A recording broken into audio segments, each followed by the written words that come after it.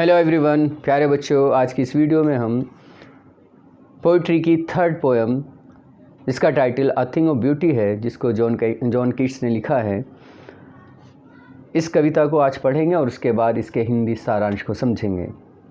तो शुरू करते हैं।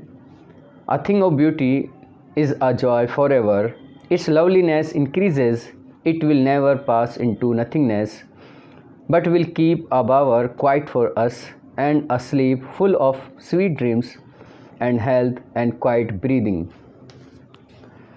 Therefore, on every morrow are we wreathing a flowery band to bind us to the earth, spite of despondence of the inhuman dearth, of noble natures, of the gloomy days, of all the unhealthy and o'er darkened ways, made for our searching. Yes, in spite of all, some shape of beauty moves away the pall from our dark spirits.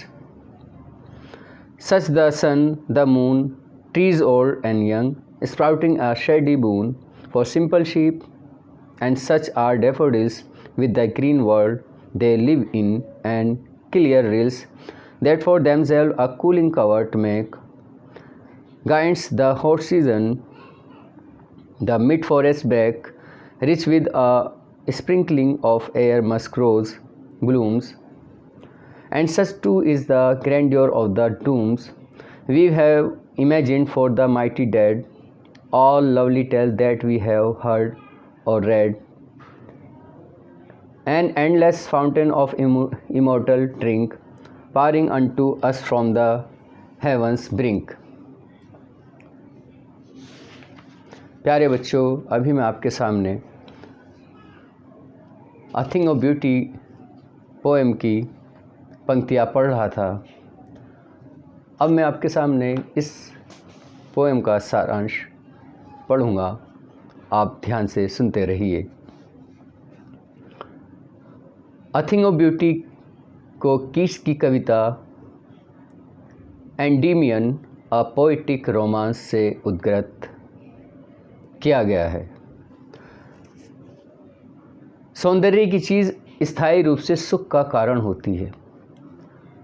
सौंदर्य सदैव बना रहता है, जो कभी समाप्त ना होने वाली प्रेरणा व खुशी का वाहक होता है। यह हमें शांति, सुखद सपनों से भरपूर निद्रा और अच्छा स्वास्थ्य देता है। इसलिए दिन प्रतिदिन हम सौंदर्य से साहचर्य रखते हैं। जीवन में हमें अनेक परेशानियां और दुखों का सामना करना पड़ता है, तथापि मानव के रूप में हम जीवन से प्रेम करते हैं। सौंदर्य के कुछ प्रकार परेशानियों और दुखों को कम कर देते हैं। एक मामूली सी भेड़ के लिए पेड़ छाया देते हैं। डैफोडिल जो हरियाली भरे संसार में रहते हैं, वे सौंदर्य के स्रोत हैं। बहती हुई सरिताएं तेज़ धूप में शीतलता प्रदान करने वाला माहौल बनाती हैं। झाड़ीदार वनों में कस्तूरी गुलाब अपनी सुगंध फैला देता है।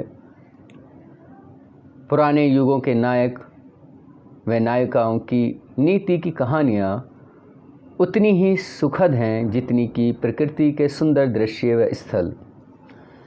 प्यारे बच्चों, अभी आप a thing of beauty written by John Keats कविता का हिंदी सारांश सुन रहे थे। मुझे उम्मीद है कि आपको ये पंक्तियाँ और ये सारांश अच्छी तरह से समझ आ गया होगा। आज की इस वीडियो में इतना ही। Thank you.